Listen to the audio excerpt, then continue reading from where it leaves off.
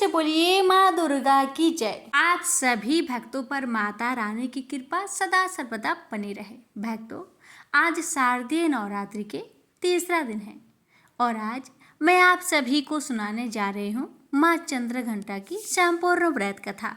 इस कथा के श्रवण से सभी मनोकामना पूर्ण हो जाती है। आइए बड़े ही श्रद्धा प्रसन्नचित मन से सुनते हैं इस कथा को। माँ दुर्गा की तीसरी शक्ति है चंद्रघंटा। नवरात्रि में तीसरे दिन इसी देवी की पूजा आराधना की जाती है। देवी का यह स्वरूप परम शांतिदायक और कल्याणकारी है। इसलिए कहा जाता है कि हमें निरंतर उनके पवित्र विग्रह को ध्यान में रखकर साधना करना चाहिए। उनका ध्यान हमारे इहलोक और परलोक दोनों के लिए कल्याणकारी और सद्गति देने वाला है। इस देवी के मस्तक पर घंटे के आकार का आधा चंद्र है, इसलिए इस देवी को चंद्र घंटा कहा गया है। इनके शरीर का रंग सोने के समान बहुत चमकीला है। इस देवी के 10 हाथ है। वे खड्ग और अन्य अस्त्र शस्त्र से विभूषित है। सिंह पर सवार इस देवी की मुद्रा युद्ध के लिए उद्यत रहने की है।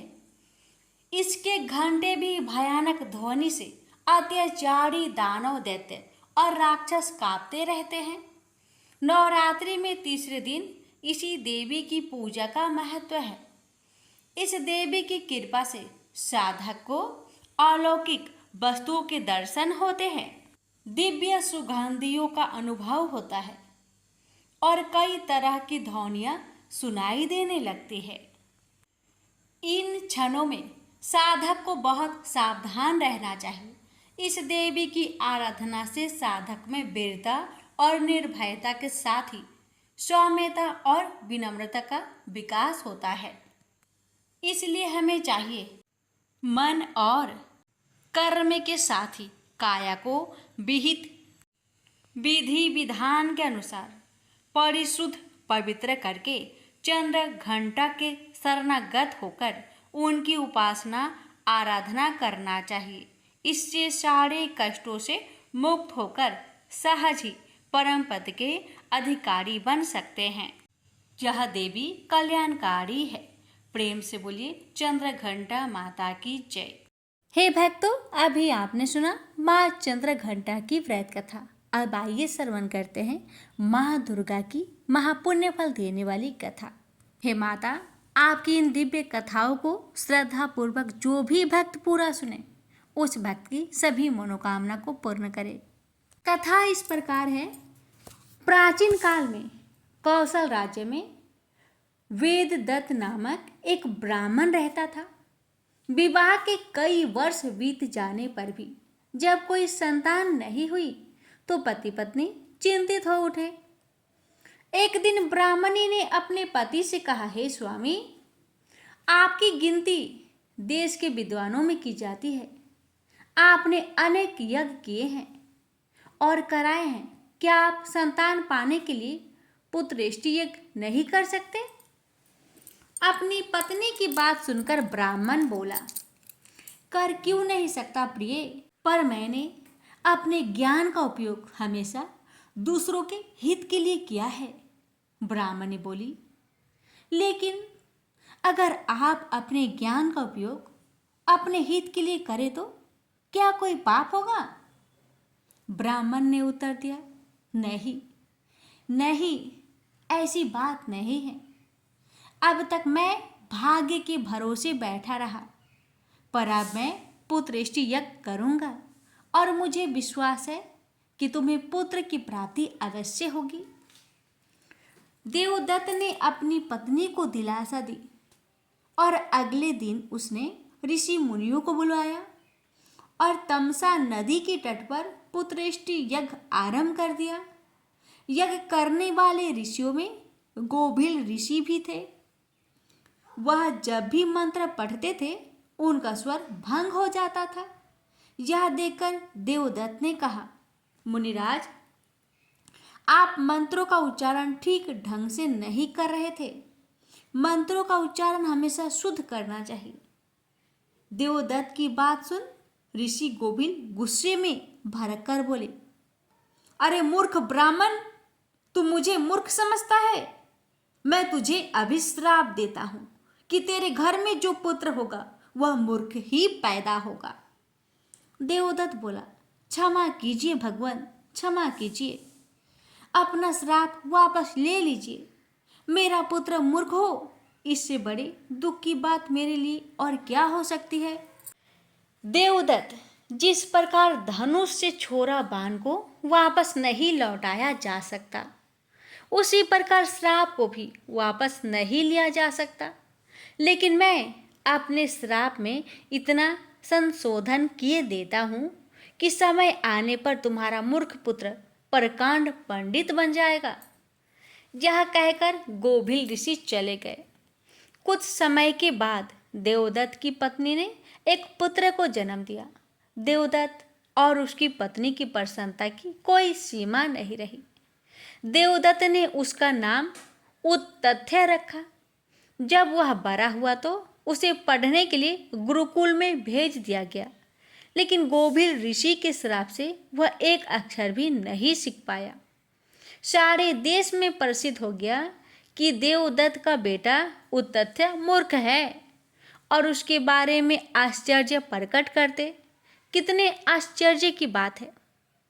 देवदत्त जैसे प्रकांड पंडित का बेटा एक अक्षर भी नहीं पढ़ पाया। अरे वह तो जन्मजात मूर्ख है, और फिर यह कोई जरूरी तो नहीं कि विद्वान का बेटा विद्वान ही हो। लोगों की इन बातों को सुनकर उत्तथ्य को बहुत दुख हुआ। उसे महर्षि गोभिल द्वारा दिए गए श्राप की जानकारी नहीं थी, इसलिए वह सोचने लगा, मैं कितने बड़े विद्वान का पुत्र हूँ, फिर भी मैं अनपढ़ हूँ। मेरे कारण मेरे पिता और माता को लज्जित होना पड़ता है, इसलिए मुझे घर छोड़कर ऐसे स्थान पर चले जाना चाहिए जहाँ मुझे कोई नहीं पहचानता हो। इससे मैं और मेरे माता पिता लोगों की निंदा सुनने से बच जाएंगे। यह सोचकर उत्तथ्य एक रात अपने माता पिता को छोड़कर चुपचाप घर से निकलकर घने वनों की ओर चल दिया। गंगा किनारे पहुंचकर उसने एक कुटी बना ली और वहीं रहने लगा। लेकिन वह पढ़ा लिखा नहीं था, इसलिए न जप तप जानता था, न पूजा आराधना। उसका समय गंगा के किनारे घूमते फिरते ही बीत जाता था। लेकिन कहते हैं ना, न कि परिवार के संस्कार बीज रूप में यदि हो तो वह समय आने पर उठ खड़े होते हैं। विद्वान न होने के बाद भी उत्तथ्य का आचरण सत्यमय था। आचरण से ही तो जीवन में उपलब्धि होती है। शास्त्र ज्ञान का परिणाम भी सदाचरण ही होता है, क्योंकि वो तथ्य हमेशा सच बोलता था, इसलिए लोगों ने उसे सत्यव्रत कहना शुरू कर दिया। वह आसपास के इलाके में सत्यव्रत के नाम से प्रसिद्ध हो गया। एक दिन जब सत्यव्रत अपनी कुटी के सामने एक पत्थर पर बैठा था तो उसने एक सुअर को आते देखा। उस सुअर की पीठ में एक बाण घुसा हुआ था, जिससे खून की धारा बह रही थी। सत्यव्रत को उस घायल सुअर पर दया आ गई। उसने उसे अपनी कुटिया के पास ही झाड़ियों में छिपा दिया। शीघ्र ही सत्यव्रत को वह शिकारी भी आता दिखाई दे दिया, जिसके बाण से सुअर घायल हुआ था। इससे सत्यव्रत उलझन में पड़ गया कि यदि शिकारी ने उससे पूछ लिया तो उसे सच सच बता देना पड़ेगा। वह ध्यान मग्न होने का उपक्रम करने लगा और समाधित्य हो गया। शिकारी उसकी समाधि टूटने की प्रतीक्षा करने लगा। फिर जब सत्यव्रत समाधि से उठा तो शिकारी को अपने पैरों के समीप बैठा पाया। वह कुछ पूछता कि उत्तथ्य ने शिकारी को जीव हत्या न करने का उपदेश दिया। बात शिकारी की समझ में आ गई और वह पुनः जीव हत्या न करने का वचन देकर वहां से चला गया। शिकारी के जाते ही अचानक घायल सुअर से भगवती दुर्गा प्रकट हुई। देवी ने कहा, बस मैं तुम्हारी दयालुता और सत्य बोलने से बहुत प्रसन्न हूँ। मैं तुम्हारी परीक्षा ले रही थी। मेरा आशीर्वाद है कि आज से तुम एक प्रकांड पंडित बनोगे। सब तुम्हारी विद्वता का सम्मान करेंगे। यह वरदान देकर भगवती दुर्गा अंतर ध्यान हो गई। भविष्य में सत्यव्रत एक प्रकांड पंडित हुआ। देवी के आशीर्वाद से ऋषि गोभिल का श्राप भी स्वतः दूर हो गया। यशोगान एवं उनकी विद्या की प्रभा चारों ओर फैल गई। वाल्मीकि जी की तरह ही उतथ्य मुनि एक महान कवि बन गए। यह सब सत्य की महिमा और भगवती जगदम्बा की कृपा का फल था। तो प्रेम से बोलिए जगदम्बा माता की जय। तो प्यारे भक्तों, आप सभी ने बड़े ही श्रद्धा से माता रानी की कथा को श्रवण किया। माता रानी आप सभी भक्तों की सभी मनोकामना को पूर्ण करे। अब आइए श्रवण करते हैं श्री दुर्गा सप्तशती पाठ के चौथे अध्याय का श्रवण करेंगे। इस अध्याय में देवी चंड मुंड जैसे अहंकारी दैत्यों का संहार करती है। यह अध्याय साधक के भीतर छुपे अहंकार, क्रोध और स्वार्थ को समाप्त करता है। जीवन में चल रहे अदृश्य संकट, शत्रु, बाधा और रोग दोष दूर होते हैं। साधक को प्राप्त होता है आदित्य धैर्य, संयम और निर्भयता। तो आइए श्रवण करते हैं सप्तशती पाठ का यह अध्याय। प्रेम से बोलिए जय माता दी। इस अध्याय में आप रसपान करेंगे इंद्र आदि देवताओं द्वारा देवी की स्तुति। महाऋषि मेधा बोले, देवी ने जब पराक्रमी दुरात्मा महिषासुर को मार गिराया और असुरों की सेना को मार दिया, तब इंद्र आदि समस्त देवता अपने सिर तथा शरीर को झुकाकर भगवती की स्तुति करने लगे। जिस देवी ने अपनी शक्ति से यह जगत व्याप्त किया है और जो संपूर्ण देवताओं और महर्षियों की पूजनीय है, उस अंबिका को हम भक्ति पूर्वक नमस्कार करते हैं। वह हम सबका कल्याण करे। जिस अतुल प्रभाव और बल का वर्णन भगवान विष्णु, शंकर और ब्रह्मा भी नहीं कर सकते, वही देवी संपूर्ण जगत का पालन करने के लिए अशुभ भय का नाश करे। पुण्य आत्माओं के घरों में तुम स्वयं लक्ष्मी रूप में हो और पापियों के घरों में तुम अलक्ष्मी रूप हो। तत्कुल में उत्पन्न होने वालों के लिए लज्जा रूप होकर उनके घरों में निवास करती हो। हम उस दुर्गा भगवती को नमस्कार करते हैं। हे देवी, इस विश्व का पालन करो। हे देवी, हम तुम्हारे अचिंत्य रूप का किस प्रकार वर्णन करें। असुरों का नाश करने वाले भारी पराक्रम तथा समस्त देवताओं और दैत्यों के विषय में जो तुम्हारे पवित्र चरित्र है, उनको हम किस प्रकार वर्णन करें। देवी, त्रिगुणात्मिका होने पर भी तुम संपूर्ण जगत की उत्पत्ति का कारण हो। हे देवी, भगवान विष्णु, शंकर आदि देवता किसी ने तुम्हारा पार न पाया। तुम सबकी आश्रय रूप हो। यह संपूर्ण जगत तुम्हारा ही अंश रूप है, क्योंकि तुम सबकी आदिभूत प्रकृति हो। हे देवी, तुम्हारे जिस नाम के उच्चारण से संपूर्ण यज्ञों में सब देवता तृप्त लाभ करते हैं, वह स्वाहा तुम ही तो हो। इसके अतिरिक्त तुम पितरों की तृप्ति का कारण हो, इसलिए देव आपको स्वाधा कहते हैं। हे देवी, वह विद्या जो मोक्ष को देने वाली है, जो अचिंत्य महाज्ञान स्वरूपा है, तत्वों का सार को बस में करने वाले, संपूर्ण दोषों को दूर करने वाले, मोक्ष की इच्छा वाले मुनिजन जिसका अभ्यास करते हैं, तुम ही हो। तुम वाणी रूप हो और दोष रहित ऋण यजुर्वेदों की तथा उद्गीत और सुंदर पद पाठ वालों की तथा साम वेद की खजाना रूप हो। तुम भगवती हो। इस विश्व की उत्पत्ति एवं पालन के लिए तुम वार्ता के रूप में प्रकट हुई हो और तुम संपूर्ण संसार की पीड़ा हरने वाली हो। हे देवी, जिससे सारे शास्त्रों को जाना जाता है, वह मेधा शक्ति तुम ही हो और दुर्गम भवसागर से पार करने वाली नौका भी तुम ही हो, लक्ष्मी रूप हो, विष्णु भगवान के हृदय में निवास करने वाली और भगवान महादेव द्वारा सम्मानित गौरी देवी तुम ही हो। मंद मुस्कान वाले, निर्मल, पूर्णचंद, बिंब के समान और उत्तम, स्वर्ण की मनोहर कांति से कमनीय तुम्हारा मुख को देखकर भी महिषासुर क्रोध में भर गया। यह बड़े आश्चर्य की बात है। और हे देवी, तुम्हारा यही मुख जब क्रोध से भर गया, उदय काल के चंद्रमा की भांति लाल हो गया और तनी हुई भौहों के कारण विकराल रूप हो गया। उसे देखकर भी महिषासुर के शीघ्र प्राण नहीं निकल गए। यह बड़े आश्चर्य की बात है। आपके कुपित मुख के दर्शन करके भला कौन जीवित रह सकता है। हे देवी, तुम हमारे कल्याण के लिए प्रसन्न हो।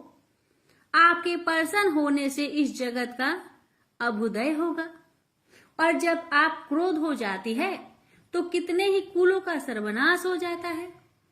यह हमने अभी अभी जाना है, जबकि आपने महिषासुर की बहुत बड़ी सेना को देखते देखते मार दिया। हे देवी, सदा अभ्युदय प्रताप देने वाली तुम जिस पर प्रसन्न हो जाती हो, वही देश में सम्मानित होते हैं। उनके धन यश की वृद्धि होती है, उनका धर्म कभी शिथिल नहीं होता है, और उनके यहाँ अधिक पुत्र, स्त्रियां और नौकर होते हैं। हे देवी, तुम्हारी कृपा से ही धर्मात्मा पुरुष प्रतिदिन श्रद्धा पूर्वक यज्ञ करता है और धर्मानुकूल आचरण करता है, और उसके प्रभाव से स्वर्ग लोक में जाता है, क्योंकि तुम तीनों लोकों में मनोवांछित फल देने वाली हो। माँ दुर्गे, तुम स्मरण करने पर संपूर्ण जीवों के भय नष्ट कर देती हो, और शिथिल चित बालों के द्वारा चिंतन करने पर उन्हें और अत्यंत मंगल देती हो। हे दरिद्र, दुख व भय हरने वाली देवी, तुम्हारे सिवा दूसरा कौन है। आपका चित्त सदा दूसरों के उपकार में लगा रहता है। हे देवी, तुम शत्रुओं को इसलिए मारती हो कि उनके मारने से दूसरों को सुख मिलता है। वह नरक में जाने के लिए चिरकाल तक पाप करते रहे हो, किंतु तुम्हारे साथ युद्ध करके सीधे स्वर्ग को जाएं।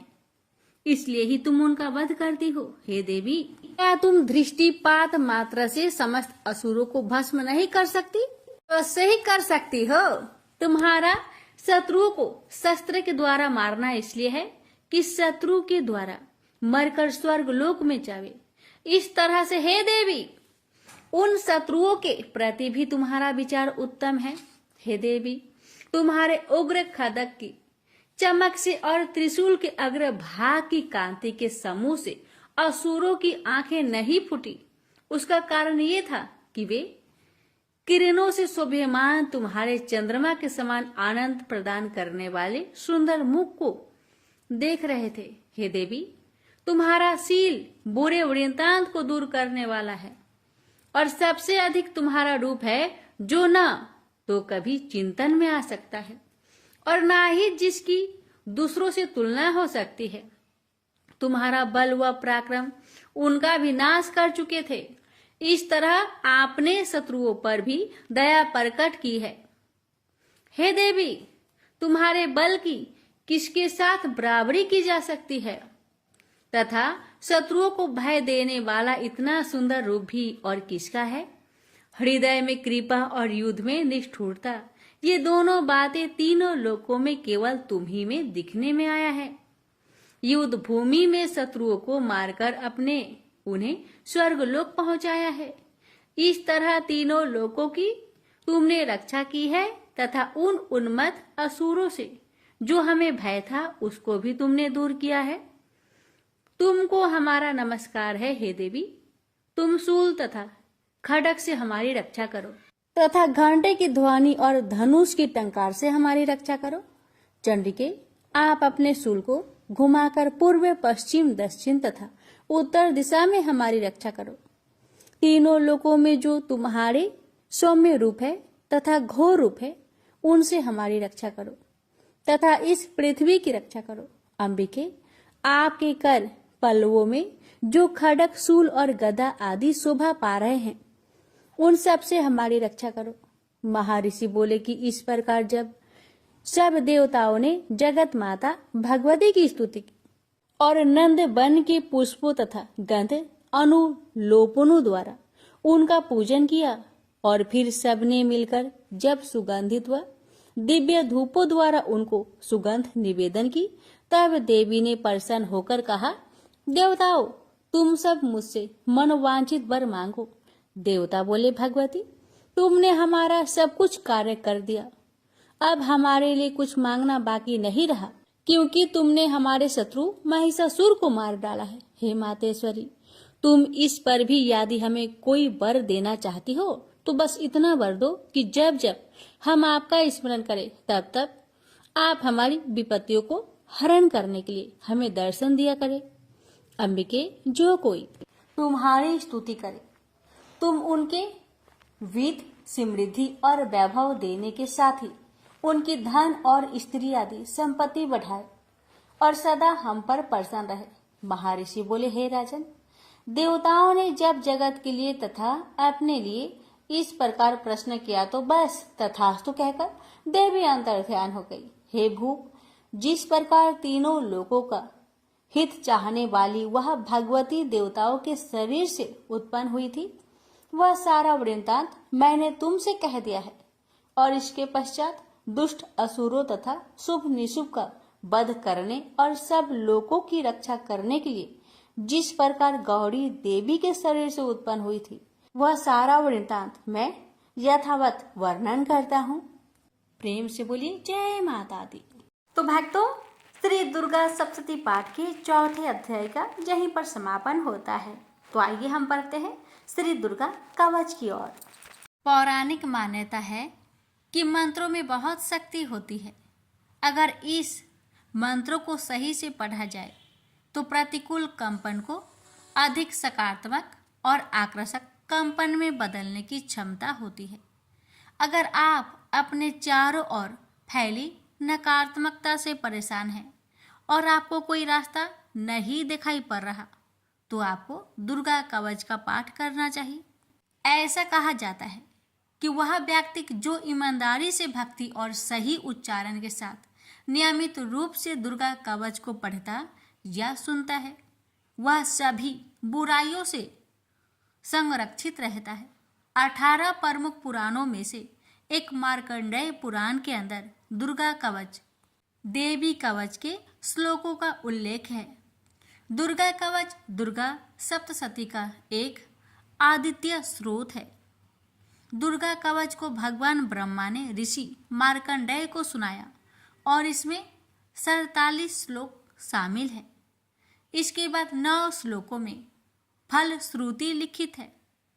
फल श्रुति का अर्थ होता है कि मंत्रों को सुनने या पढ़ने से क्या फल प्राप्त होता है। दुर्गा कवच का महत्व।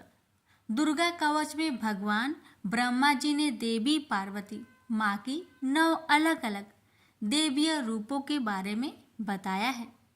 भगवान ब्रह्मा हर किसी को देवी कवच को पढ़ने या सुनने के लिए देवी माँ का आशीर्वाद मांगने के लिए अनुरोध करते हैं। जो भी इस कवच का नित्य पाठ करता या सुनता है, वह माँ दुर्गा से विशेष आशीर्वाद प्राप्त करता है। नकारात्मकता को खत्म करने के लिए एक शक्तिशाली मंत्रों का संग्रह देवी कवच के रूप में विद्यमान है। यह जातक को किसी भी बुरी आत्माओं से बचाने के लिए एक कवच के लिए रूप में कार्य करता है। भक्तों, अब जानते हैं दुर्गा कवच का पाठ कैसे करें। दुर्गा कवच का पाठ दुर्गा सप्तशती के आरंभ में और दुर्गा सप्तशती पाठ के बाद में करना चाहिए। दुर्गा कवच का पाठ करने से पहले स्नान करके स्वच्छ वस्त्र धारण कर ले। इसके बाद माँ का ध्यान करे और घी का दीप जलाए। दुर्गा कवच का पाठ शुरू करने से पहले अपने मन से सभी दुर्भावनाओं को दूर कर दे और सिर्फ माँ की भक्ति के बारे में विचार करें। माँ को पुष्प अर्पित करने के बाद फल मिष्ठान का भोग लगाए और दुर्गा कवच का पाठ शुरू करें। दुर्गा कवच का पाठ करने के लाभ। दुर्गा कवच का पाठ करने से जातक के मन और उसके आसपास से नकारात्मक ऊर्जाओं का नाश होता है। दुर्गा कवच का पाठ करने से जातक को प्रेत बाधा जैसी समस्याओं से जल्दी मुक्ति मिल जाती है। दुर्गा कवच का पाठ करने से अकाल मृत्यु जैसे संकट दूर होते हैं। दुर्गा कवच का पाठ करने से बड़े से बड़े संकट का निवारण होता है। दुर्गा कवच का पाठ करने से असाध्य रोगों से मुक्ति मिलती है। इतना ही नहीं, दुर्गा कवच का पाठ से न्यायालय से जुड़ी मामलों में जीत हासिल होती है। भक्तों, इस पावन दुर्गा कवच का पाठ करने से इतना ही नहीं, शत्रुओं में भी विजय हासिल होती है। अब जानिए दुर्गा कवच पाठ करने के कुछ नियम। दुर्गा कवच करते समय शब्दों के उच्चारण का विशेष ध्यान देना चाहिए। अगर आप संस्कृत में पाठ नहीं कर पा रहे तो हिंदी में पाठ करें, लेकिन गलत उच्चारण में इसका पाठ कभी ना करें। दुर्गा कवच का पाठ करते समय प्याज, लहसुन, तंबाकू, मांस, मदिरा और किसी भी प्रकार के तामसिक भोजन को ना ग्रहण करें। दुर्गा कवच का पाठ करते समय पूर्ण ब्रह्मचर्य का पालन करना चाहिए। दुर्गा कवच का पाठ करते समय मन में कोई भी छल कपट, लोभ, लालच को नहीं रखना चाहिए और सच्चे मन से माँ की आराधना करनी चाहिए।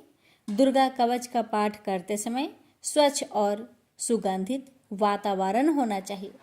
आसपास गंदगी ना हो, इसका विशेष ध्यान देना चाहिए।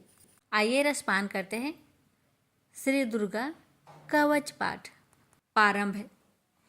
महर्षि मार्कंडेय बोले, हे पितामह, संसार में जो गुप्त हो और मनुष्यों की सब प्रकार से रक्षा करता हो और जो आपने किसी को आज तक न बताया हो, वह कवच मुझे बताइए। श्री ब्रह्मा जी कहने लगे, अत्यंत गुप्त व सब प्राणियों की भलाई करने वाला कवच मुझसे सुनो। प्रथम शैलपुत्री, दूसरी ब्रह्मचारिणी, तीसरी चंद्र घंटा, चौथी कुष्मांडा, पांचवी स्कंद माता, छठी कात्यायनी, सातवीं कालरात्रि, आठवीं महागौरी, नौवीं सिद्धिदात्री। यह देवी की 9 मूर्तियां हैं और यह 9 दुर्गा कहलाती है। आग में जलता हुआ रण में शत्रु से घेरा हुआ, विषम संकट में फंसा हुआ मनुष्य आदि दुर्गा के नाम का स्मरण करे तो उनको कभी भी कोई हानि नहीं होती। रण में उसके लिए कुछ भी आपत्ति नहीं और ना उसे किसी प्रकार का दुख या डर ही होता है। हे देवी, जिसने श्रद्धा पूर्वक तुम्हारा स्मरण किया है उसकी वृद्धि होती है और जो तुम्हारा चिंतन करते हैं उनकी तुम निस्संदेह रक्षा करने वाली हो। चामुंडा प्रेत पर, वारही भैंसे पर, ऐन्द्री हाथी पर, वैष्णवी गरुड़ पर आसन जमाती है। हे महेश्वरी, बैल पर, कौमारी मोर पर और हाथ में कमल लिए हुए विष्णु प्रिया लक्ष्मी जी की कमल के आसन पर विराजती है। बैल पर बैठी हुई ईश्वरी देवी ने श्वेत रूप धारण कर रखा है और ब्रह्मी देवी हंस पर बैठती है और सब प्रकार के आभूषणों से विभूषित है। इस प्रकार यह सब माताएं सब प्रकार के योग शक्तियों से युक्त और अनेक प्रकार के रत्न धारण किए हुए हैं। भक्तों की रक्षा के लिए संपूर्ण देवियां रथ में बैठी तथा क्रोध में भरी हुई दिखाई देती है और ये शंख, चक्र, गदा, शक्ति, हल और मूसल, खेटक और तोमर, परशु तथा पास, कुंत और त्रिशूल एवं उत्तम सारंग, धनुष आदि शास्त्रों को दैत्य के नाश के लिए और भक्तों की रक्षा के लिए है और देवताओं के कल्याण के लिए धारण किए हैं। हे महारुद्रे, अत्यंत घोर पराक्रम, महान बल और महान उत्साह वाली देवी, तुमको मैं नमस्कार करता हूँ। हे देवी, तुम्हारा दर्शन दुर्लभ है तथा आप शत्रुओं के भय को बढ़ाने वाली है। हे जगदम्बिके, मेरी रक्षा करो। पूर्व दिशा में ऐन्द्री मेरी रक्षा करे। अग्निकोण में अग्नि शक्ति, दक्षिण में वाराही देवी, नेतृत्व कोण में खड़क धारिणी देवी मेरी रक्षा करे। बारूनी पश्चिम दिशा में, वायु कोण में मृग वाहिनी, उत्तर में कौमारी और ईशान में शूलधारिणी देवी मेरी रक्षा करे। ब्राह्मणी ऊपर की ओर से मेरी रक्षा करे और वैष्णवी देवी नीचे की ओर मेरी रक्षा करे। और इसी प्रकार 100 पर बैठी चामुंडा देवी 10 दिशाओं में मेरी रक्षा करे। जया आगे, विजया पीछे, बाई और अजीता, दाहिनी और अपराजिता मेरी रक्षा करे। उधोतिनी देवी शिखा की रक्षा करे तथा उमा सिर में स्थित होकर रक्षा करे। इसी प्रकार मस्तक में मालाधरी देवी रक्षा करे और यशस्वी देवी मेरी भौहों का संरक्षण करे। भौहों के मध्य भाग में त्रिनेत्रा नथुनों की यम घंटा देवी रक्षा करे। नेत्रों के मध्य में शंखिनी देवी और द्वार बासिनी कानों की रक्षा करे। कपोलों की कालिका देवी और कानों के मूल भाग की भगवती साकरी रक्षा करे। सुगंधा नासिका में और चर्चिका ऊपर की होठ में और अमृत कला नीचे की होठ की सरस्वती देवी जीभ की रक्षा करे। कौमारी देवी दांतों की और चंडिका कंठ परिवेश की रक्षा करे। चित्र घंटा गले की घंटी की और महामाया तालू की रक्षा करे।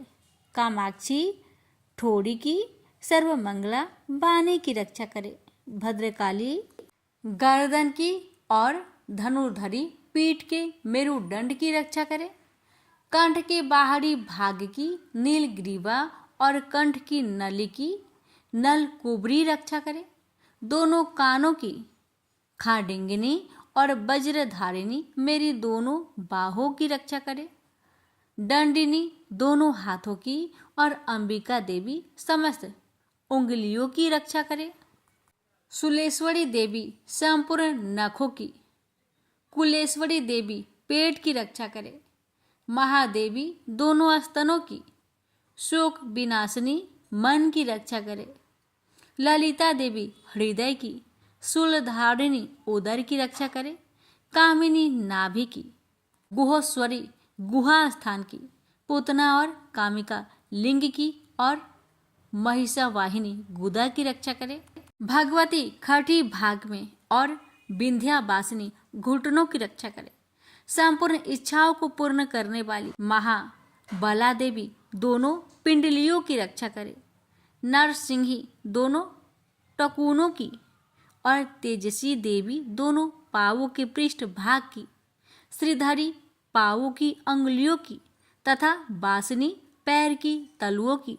दंष्ट्रा करालिनी देवी नखों की, ऊर्ध केशविनी केशों की, बागेश्वरी त्वचा की रक्षा करे। रोमा बलियों के छेद्रों की, कौबेरी और त्वचा की बागेश्वरी देवी रक्षा करे। पार्वती देवी रक्त, मज्जा, बसा, मांस, हड्डी की रक्षा करे। कालरात्रि आंतों की रक्षा करे। मुकुटेश्वरी देवी पित्त की, पद्मावती कमल कोश की, चूड़ामणि कफ की रक्षा करे। ज्वालामुखी नसों के जल की रक्षा करे। अभेदा देवी शरीर के सब जोड़ों की रक्षा करे। ब्राह्मणी मेरे वीर्य की, छत्रेश्वरी छाया की और धर्म धारिणी मेरे अहंकार मन तथा बुद्धि की रक्षा करे।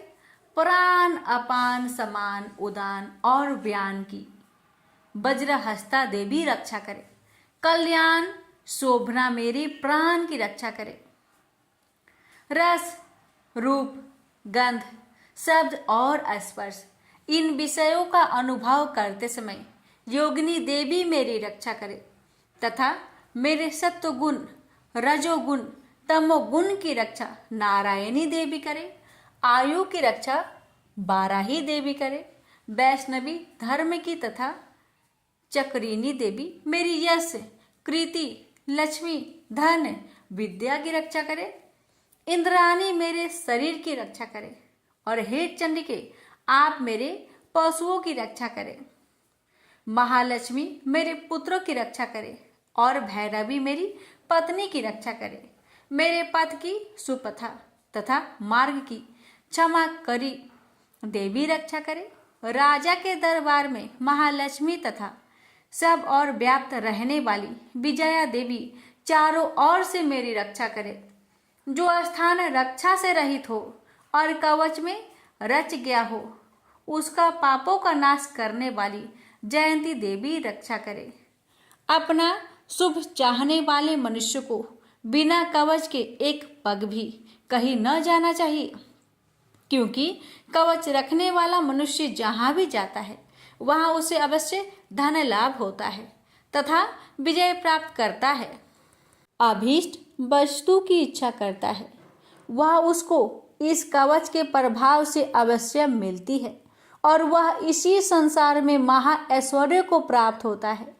कवचधारी मनुष्य निर्भय होता है और वह तीनों लोकों में माननीय होता है। देवी का यह कवच देवताओं के लिए भी कठिन है, जो नित्य प्रति नियम पूर्वक तीनों संध्याओं को श्रद्धा के साथ इनका पठन पाठन करता है, उसे देव शक्ति प्राप्त होती है।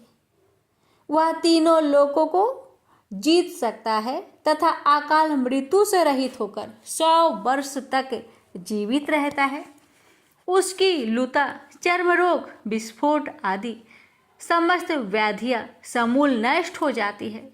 वह अस्थावर, जंगम तथा कृत्रिम विष दूर होकर उनका कोई असर नहीं होता है तथा समस्त अभिचारक प्रयोग और इस तरह के जितने मंत्र तंत्र इत्यादि होते हैं, इस कवच के हृदय में धारण कर लेने पर नष्ट हो जाते हैं।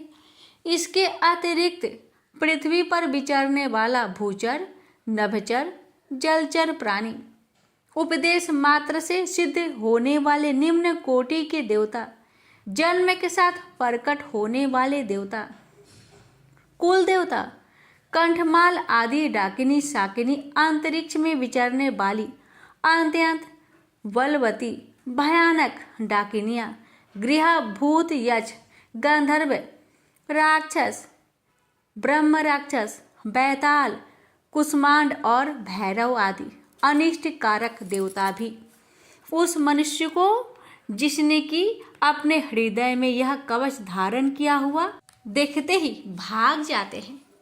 इस कारण कवच के धारण करने से मान और तेज बढ़ता है।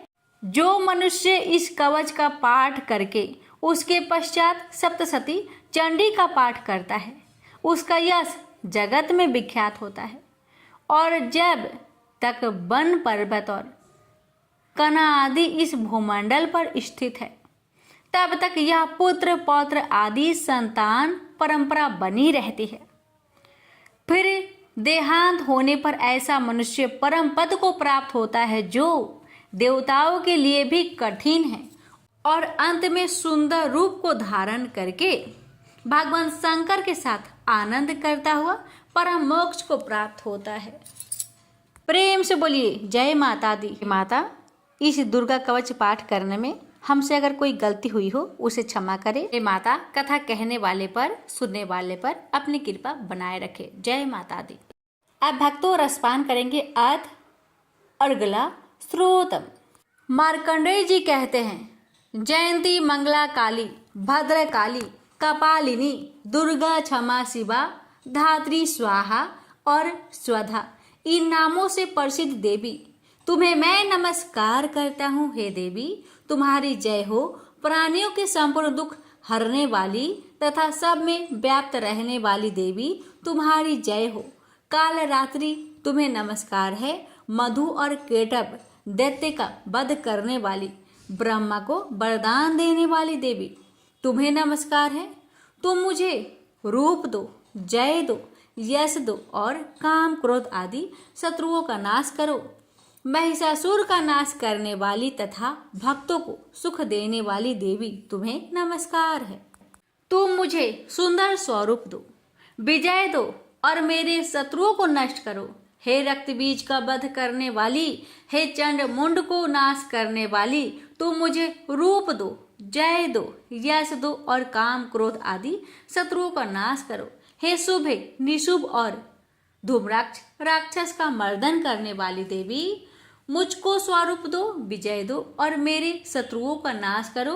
हे पूजित चरण युगल वाली देवी, हे संपूर्ण सौभाग्य प्रदान करने वाली देवी, तुम रूप दो, जय दो, यश दो और काम क्रोध आदि शत्रुओं का नाश करो। हे देवी, तुम्हारे रूप और चरित्र अमित है, तुम सब शत्रुओं का नाश करने वाली हो। मुझे रूप, जय, यश दो और काम क्रोध आदि शत्रुओं का नाश करो। पाप को दूर करने वाली चंडिके, इस संसार में जो भक्ति से तुम्हारा पूजन करते हैं उनको तुम रूप तथा विजय और यश दो तथा उनके शत्रुओं का नाश करो। रोगों का नाश करने वाली चंडिके, जो भक्ति पूर्वक तुम्हारी पूजा करते हैं उन्हें रूप दो, यश दो और उनके काम क्रोध आदि शत्रुओं का नाश करो। हे चंडिके, इस संसार में जो भक्ति से तुम्हारी पूजा करते हैं उनको तुम विजय और यश दो तथा उनके शत्रुओं का नाश करो। हे देवी, मुझे सौभाग्य दो और आरोग्य दो, परम सुख दो, रूप दो, जय दो, यश दो और मेरे काम क्रोध आदि शत्रुओं का नाश करो। हे देवी, जो मुझसे वैर रखते हैं उनका नाश करो और मुझे अधिक बल प्रदान कर रूप, जय, यश दो और मेरे शत्रुओं का संहार करो। हे देवी, मेरा कल्याण करो और मुझे उत्तम संपत्ति प्रदान करो। रूप, जय, यश दो और काम क्रोध आदि शत्रुओं का नाश करो। हे देवता तथा राक्षसों के मुकुट रत्नों से स्पर्श किए हुए चरणों वाली देवी, हे अंबिके, मुझे रूप दो, विजय तथा यश दो और मेरे शत्रुओं का नाश करो। और हे देवी, अपने भक्तों को विद्वान, कीर्तिवान और लक्ष्मीवान बनाओ और उन्हें रूप दो, उन्हें जय दो और उनके शत्रुओं का नाश करो। हे प्रचंड दैत्यों के अभिमान का नाश करने वाली चंडिके, मुझे शरणागत को रूप दो, विजय दो, यश दो और मेरे शत्रुओं का नाश करो। हे चार भुजाओं वाली, हे ब्रह्मा द्वारा प्रशंसित परमेश्वरी, आप मुझे रूप दो, जय दो, यश दो और मेरे शत्रुओं को नष्ट करो। निरंतर भक्ति से भगवान विष्णु से सदा स्तुति की हुई हे अंबिके, रूप, यश, जय दो और मेरे शत्रुओं को नष्ट करो। हिमाचल कन्या पार्वती के भगवान शंकर से स्तुति की हुई है परमेश्वरी, मुझे रूप, जय, यश दो और मेरे शत्रुओं का नाश करो। इंद्राणी के पति इंद्र के द्वारा सद्भाव से पूजित होने वाली परमेश्वरी, मुझे तुम रूप दो, जय दो, यश दो और काम क्रोध आदि शत्रुओं को नष्ट करो। प्रचंड भुजदंड से दैत्यों के घमंडों को नष्ट करने वाली, मुझे रूप दो, जय दो, यश दो और मेरे शत्रुओं का नाश करो। हे देवी, तुम अपने भक्तों को सदा असीम आनंद देती हो। मुझे रूप, जय, यश दो और मेरे काम क्रोध आदि शत्रुओं को नष्ट करो।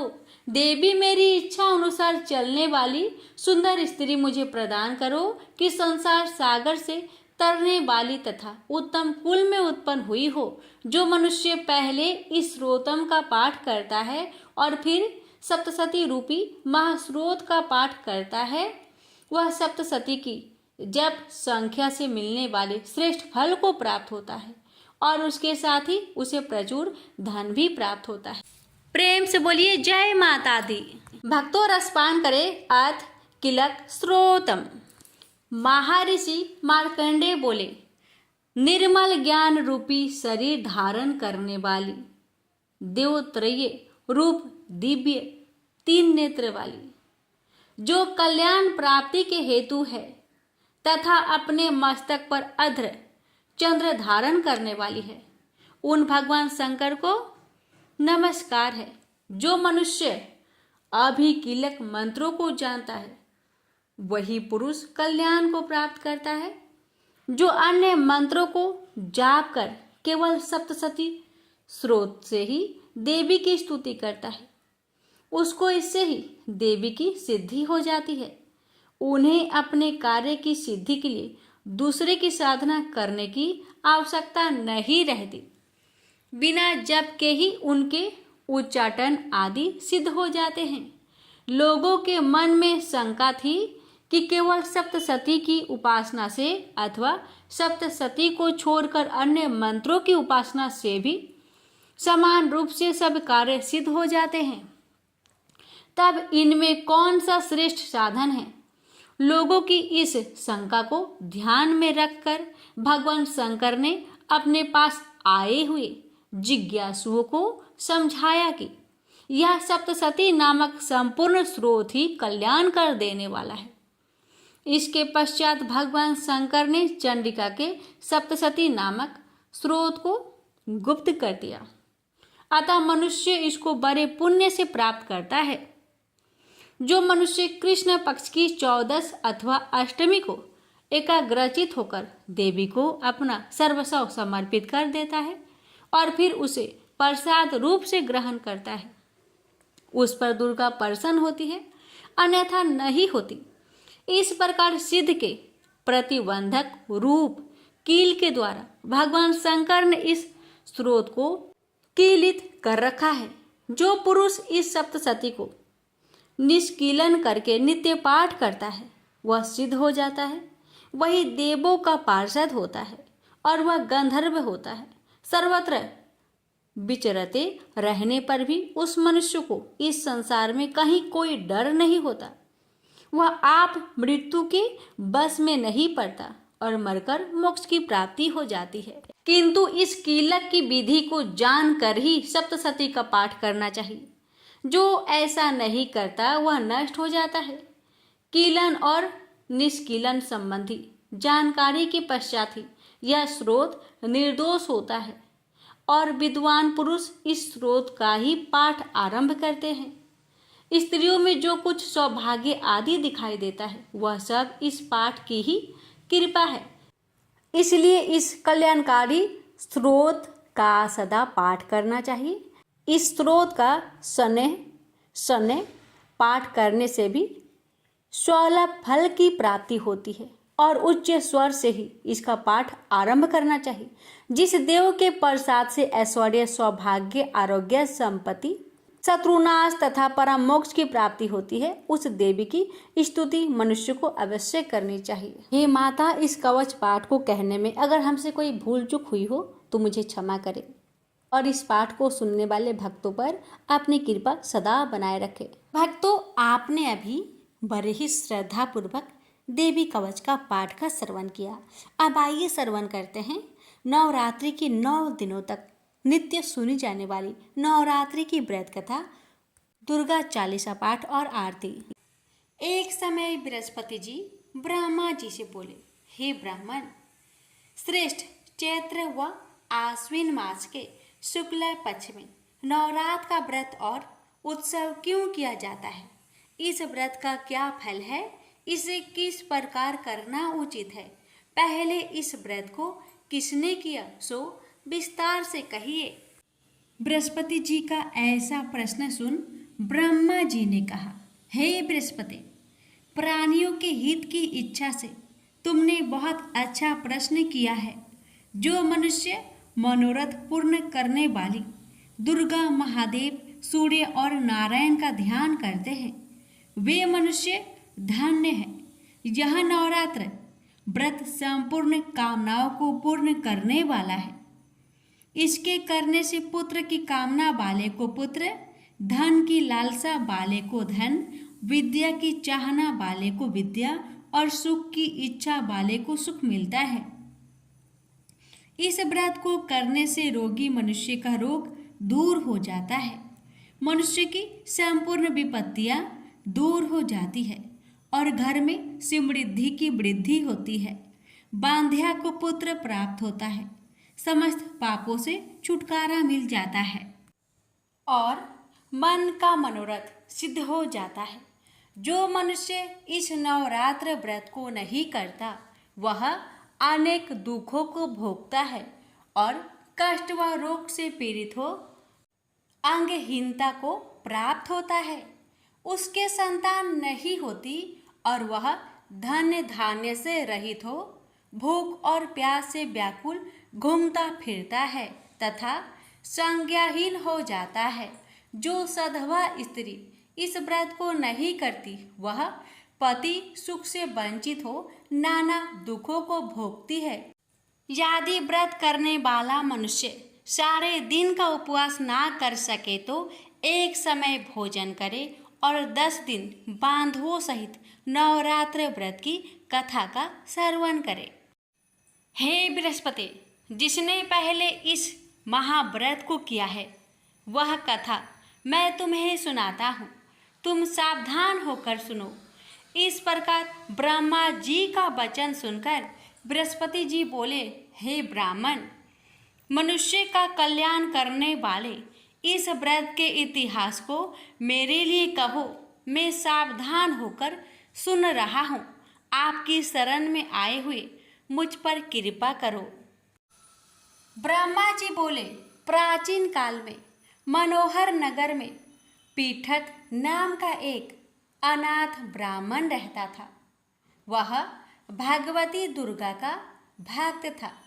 उसके संपूर्ण सद्गुणों से युक्त सुमति नाम की एक अत्यंत सुंदरी कन्या उत्पन्न हुई।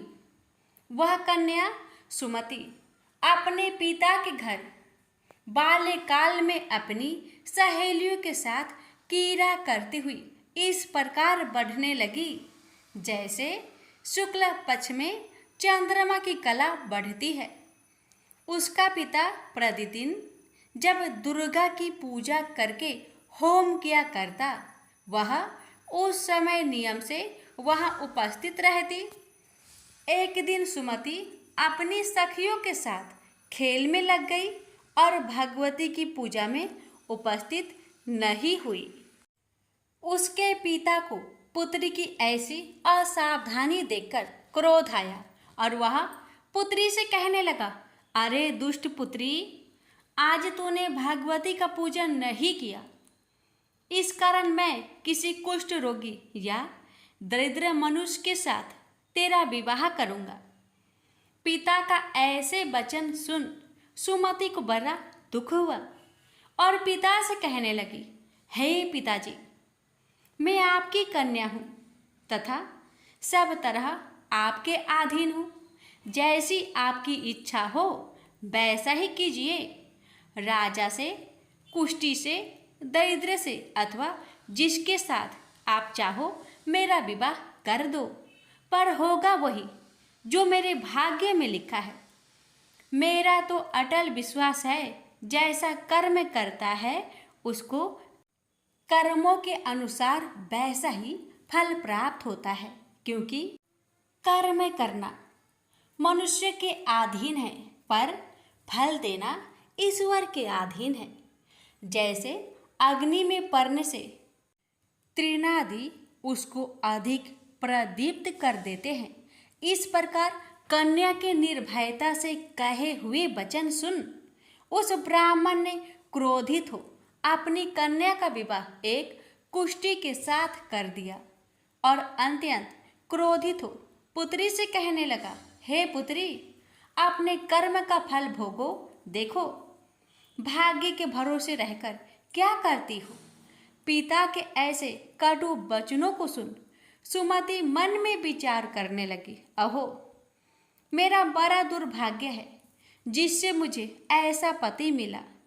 इस तरह अपने दुख का विचार करती हुई वह कन्या अपने पति के साथ वन में चली गई और डरावने कोसायुक्त उस निर्जन वन में उन्होंने वह रात बड़े कष्ट से व्यतीत की।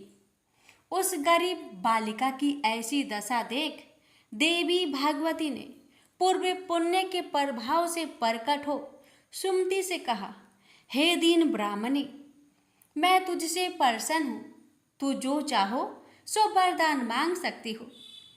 भगवती दुर्गा का यह वचन सुन ब्राह्मणी ने कहा, आप कौन हैं? वह सब मुझसे कहिए। ब्राह्मणी का ऐसा वचन सुन देवी ने कहा कि मैं आदि शक्ति भगवती हूँ और मैं ही ब्रह्म विद्या व सरस्वती हूँ। प्रसन्न होने पर मैं प्राणियों का दुख दूर कर उनको सुख प्रदान करती हूँ। हे ब्राह्मणी, मैं तुझ पर तेरे पूर्व जन्म के पुण्य के प्रभाव से प्रसन्न हूँ। तुम्हारे पूर्व जन्म का वृत्तांत सुनाती हूँ, सुनो। तू पूर्व जन्म में निषाद यानी भील की स्त्री थी और अति पतिव्रता थी। एक दिन तेरे पति निषाद ने चोरी की। चोरी करने के कारण तुम दोनों को सिपाहियों ने पकड़ लिया और ले जाकर जेल खाने में कैद कर दिया। उन लोगों ने तुझको और तेरे पति को भोजन भी नहीं दिया। इस प्रकार नवरात्रि के दिनों में तुमने ना तो कुछ खाया और ना जल ही पिया। इस प्रकार 9 दिन तक नवरात्र का व्रत हो गया। हे ब्राह्मणी, उन दिनों में जो व्रत हुआ, इस व्रत के प्रभाव से प्रसन्न होकर मैं तुझे मनोवांछित वर देती हूँ। तुम्हारी जो इच्छा हो सो मांगो। इस प्रकार माँ दुर्गा के वचन सुन ब्राह्मणी बोली, अगर आप मुझ पर प्रसन्न है तो हे दुर्गे, मैं आपको प्रणाम करती हूँ। कृपा करके मेरे पति का कोढ़ दूर करे। देवी ने कहा, उन दिनों तुमने जो व्रत किया था, उस व्रत का एक दिन का पुण्य पति का कोढ़ दूर करने के लिए अर्पण करो। उस पुण्य के प्रभाव से तेरा पति कोढ़ से मुक्त हो जाएगा। ब्रह्मा जी बोले, इस प्रकार देवी के वचन सुन वह ब्राह्मणी बहुत प्रसन्न हुई और पति को निरोग करने की इच्छा से जब उसने तथास्तु ऐसा वचन कहा, तब उसके पति का शरीर भगवती दुर्गा की कृपा से कुष्ठ रोगों से रहित हो अति कांतिवान हो गया। वह ब्राह्मणी पति की मनोहर देह को देख देवी की स्तुति करने लगी। हे दुर्गे, आप दुर्गति को दूर करने वाली, तीनों लोकों का संताप हरने वाली, समस्त दुखों को दूर करने वाली, रोगी मनुष्य को निरोग करने वाली, प्रसन्न हो मनोवांछित वर देने वाली और दुष्टों का नाश करने वाली जगत की माता हो। हे अम्बे, मुझ निरपराध अबला को मेरे पिता ने कुष्ठी मनुष्य के साथ विवाह कर घर से निकाल दिया। पिता से तिरस्कृत निर्जन वन में विचर रही हूँ।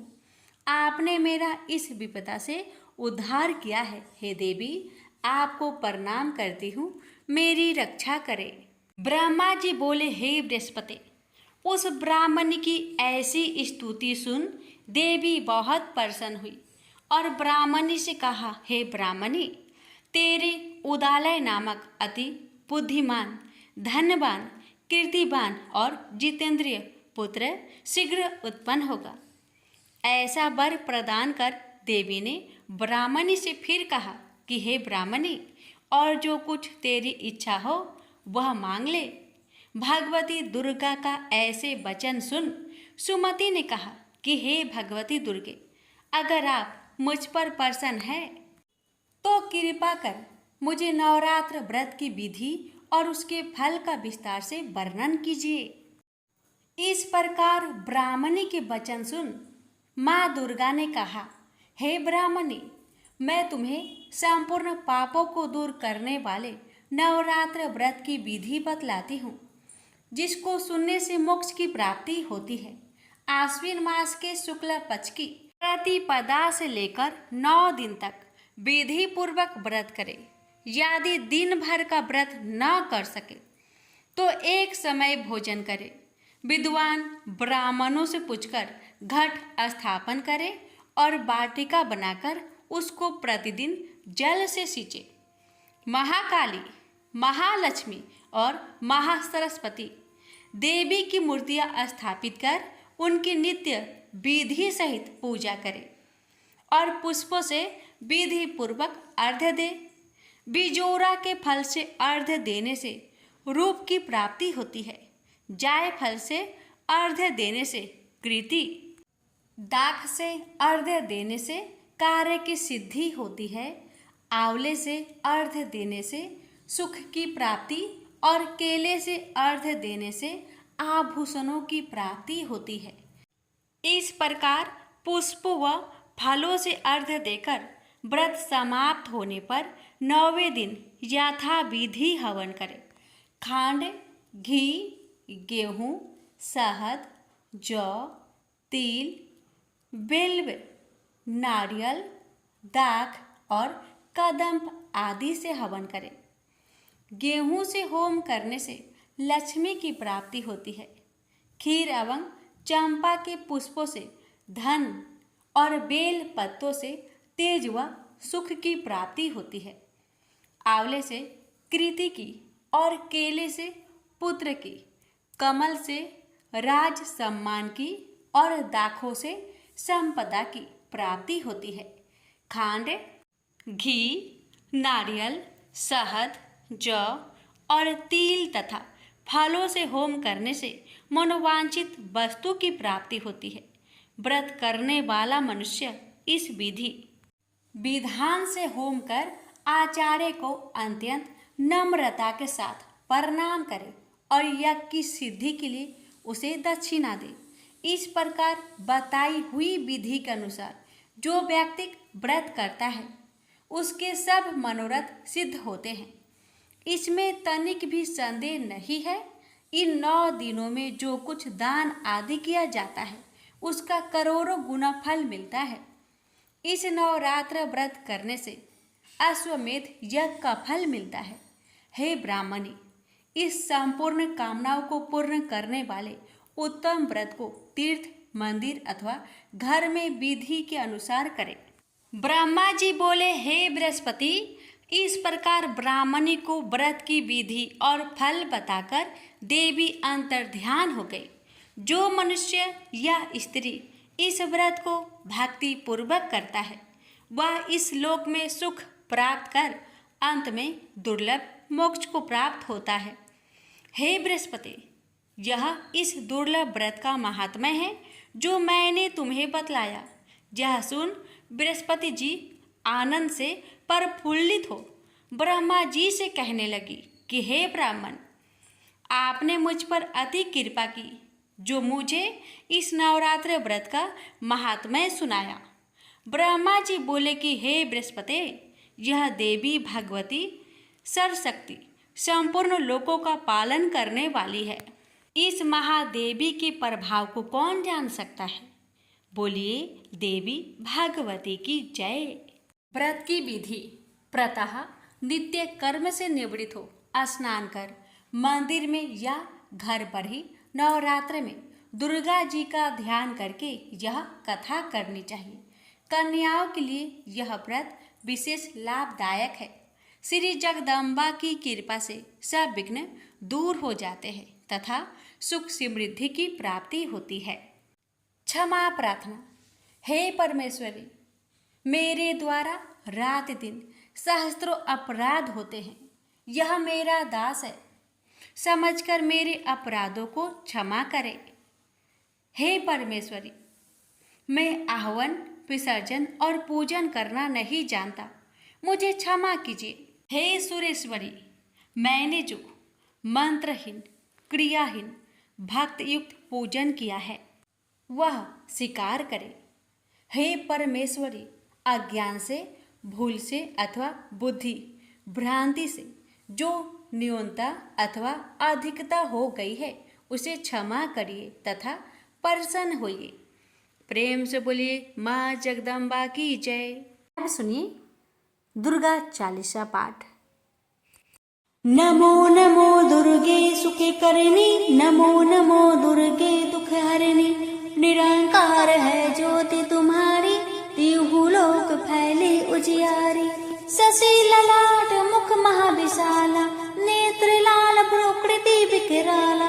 रूप मातु को अधिक सुहावे, दरस करत जन अति सुख पावे। तुम संसार शक्ति लय कीना, पालन हेतु अन्न धन दिन्ना। अन्नपूर्णा होई जगे पाला, तुम ही आदि सुंदरी बाला। प्रलय काल सब नासनहारी, तुम गौरी शिव शंकर प्यारी। शिव योगी तुम्हारे गुण गावे, ब्रह्मा विष्णु तुम्हें नित्य ध्यावे। रूप सरस्वती को तुम धारा, देशो बुद्धि ऋषि मुनिन उबारा। धरियो रूप नरसिंह को अम्बा, प्रगट भय फार कर खंभा। रक्षा करही प्रहलाद बचायो, हिरण्याक्ष को सर्ग पठायो। लक्ष्मी रूप धरो जग माही, श्री नारायण अंगे समाही। क्षीर सिंधु में करत विलासा, दया सिंधु दीजी मन आशा। हिंगलाज में तुम्ही भवानी, महिमा अमित नवजात बखानी। मातंगी अरुधुमावती माता, भुवनेश्वरी बगला सुखदाता। श्री वैभव तारा जग तरनी, छिन्ने भाव भव दुख निवारणी। केहरी वाहन सोह भवानी, लंगुर वीर चलत अगवानी। कर में खप्पर खड़क विराजे, जाको देख काल डर भाजे। सोही अस्त्र और त्रिशूला, जाते उठत शत्रु ही सूला। नगर कोट में तुम ही विराजत, तिहु लोक में डंका बाजत। शुंभ निशुंभ दानव तुम मारे, रक्त बीज संखन संहारे। महिषासुर नृप अति अभिमानी, जेहि अघे भार मही अकुलानी। रूप कराल काले का धारा, सेने सहित तुम सिंह ही संहारा। पड़ी गाठ संतन पर जब जब, भई सहाय मातु तब तब। अमर पूरी अरु बसाओ लोका, तब महिमा सब रहे अशोका। ज्वाला में है ज्योति तुम्हारी, तुम्हें सदा पूजे नर नारी। प्रेम भक्ति से जो यश गावे, दुख दरिद्र निकट नहीं आवे। ध्यावे तुम्हें जो नर मन लाई, जन्म मरण ताको छूटी जाई। जोगी सुरमुनि कहत पुकारी, योग न हो बिन शक्ति तुम्हारी। शंकर अचारज तपे किन्हो, काम अरु क्रोध जीती सब लिन्हो। निश दिन ध्यान धरो शंकर को, काहू काल नहीं सुमिरे तुमको। शक्ति रूप का मरम न पायो, शक्ति गई तब मन पिछतायो। शरणागत हुई कीर्ति बखानी, जय जय जय जगदम्बा भवानी। भई परसन आदि जगदम्बा, दई शक्ति नहीं किन विलंबा। मोको मातु कष्ट अति घेरो, तुम बिन कौन हरे दुख मेरो। आशा तृष्णा निपटे सतावे, रिपु मूरख मोहि डर पावे। शत्रुनाश कीजे महारानी, सुमिरो एक चित तुम्हें भवानी। करो कृपा है मातु दयाला, रिद्धि सिद्धि है करहु निहाला। जब लगी ज्यों दया फल पाऊं, तुम्हरो यश में सदा सुनाऊं। दुर्गा चालीसा जो कोई गावे, सब सुख भोग परम पद पावे। देवी दास शरण निज जानी, करहु कृपा जगदम भवानी। उसे बोलिए दुर्गा माता की जय। सुनिए माँ दुर्गा की आरती। ओम जय अम्बे गौरी, मैया जय श्यामा गौरी। तुमको निस दिन ध्यावत, तुमको निस दिन ध्यावत, हरि ब्रह्मा शिवेरी। ओम जय अम्बे गौरी, मांगे सिंदूर विराजत। टीकुमड़ी के मध को, उज्ज्वल से दो नैना, चंद्र वदन ने को। ओम जय अम्बे गौरी, कनक समान कलेवर, रक्तांबर राजे। रक्त पुष्प गलमाला, कंठन पर साजे। ओम जय अम्बे गौरी, केहरी वाहन राजत, खड़क खपर धारी। सुर नर मुनि जन सेवत, तिनके दुख हारी। ओम जय अम्बे गौरी, कानन कुंड शोभिते न सागरे मोती कोटिक चंद्र दिवाकर समिराजते ज्योति ओम जय अम्बे गौरी शुंभ निशुंभ बिदारे महिषासुर घाती धूम्र विलोचन नयन निशिदिन मदमाती ओम जय अम्बे गौरी चंड मुंड संहारे सोनित बीज हरे मधु केटव दो मारे सुर भयहीन करे ओम जय अम्बे गौरी ब्रह्माणि रुद्राणि तुम कमला रानी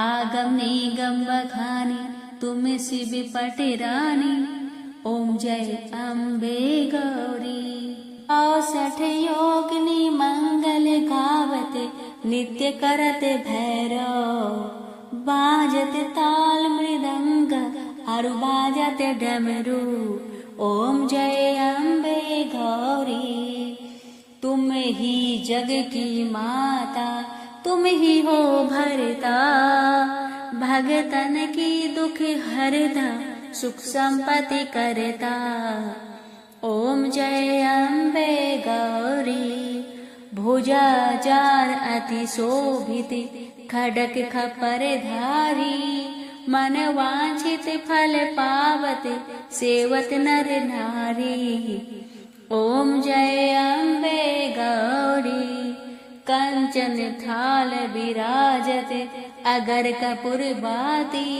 श्रीमाल के तुम राजत कोटि रतन ज्योति ओम जय अम्बे गौरी श्री अम्बे जी की आरती जो कोई नर गावे कहत शिवानंद स्वामी सुख संपत्ति पावे ओम जय अम्बे गौरी मैया जय श्यामा गौरी तुम को निस दिन धावत तुम को निस दिन ध्यावत हरि ब्रह्मा शिविरी ओम जय अम्बे गौरी। प्रेम से बोलिए जय माता दी। अब आइए माता रानी से क्षमा प्रार्थना करते हैं। क्षमा प्रार्थना।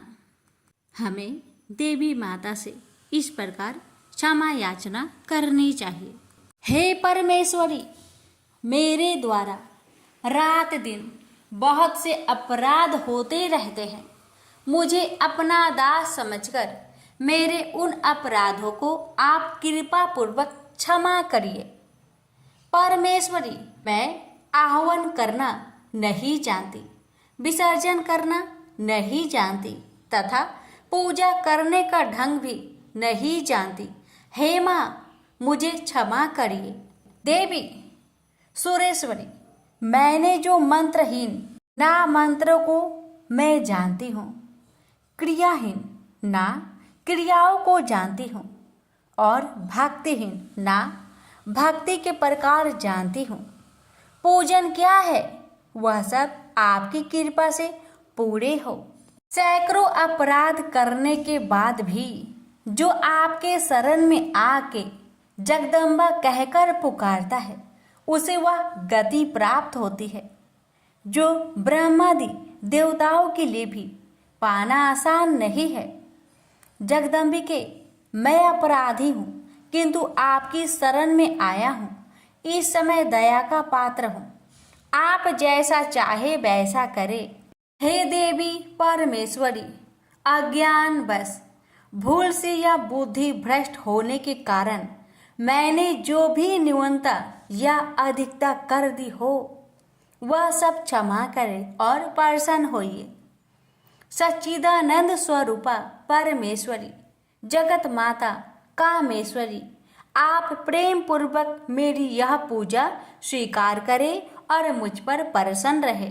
देवी सुरेश्वरी, आप गोपनीय से भी गोपनीय वस्तु की रक्षा करने वाली हैं। मेरी निवेदन किए हुए इस जप को ग्रहण करिए। आपकी कृपा से मुझे सिद्धि प्राप्त हो। इस प्रकार क्षमा प्रार्थना मंत्र के पाठ से दुर्गा माता आपके जाने अनजाने में हुए सारे अपराधों को क्षमा करेंगी और उनकी कृपा सदैव आपके ऊपर बनी रहेगी। तो प्रेम से बोलिए जगदम्बा माता की जय।